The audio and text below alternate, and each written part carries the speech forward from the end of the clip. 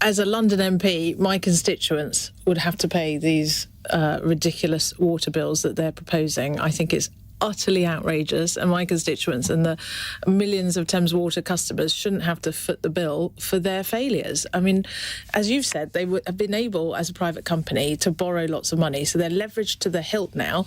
But what have they done with that money over the last goodness knows how many years? They have failed to invest in the infrastructure.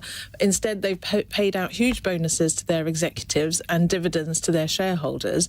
And instead, we've got a quarter of our water leaking out of our pipes every day, as well as billions of litres, and I'm not exaggerating, it is billions of litres of sewage. We're out of the EU now, it's gallons.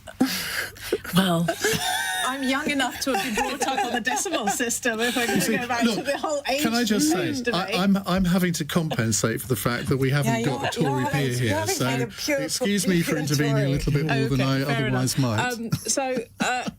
Go back to my point. And then maybe there might be a Tory peer after this. Yeah. Finish my point. Yeah. Yes. Carry on.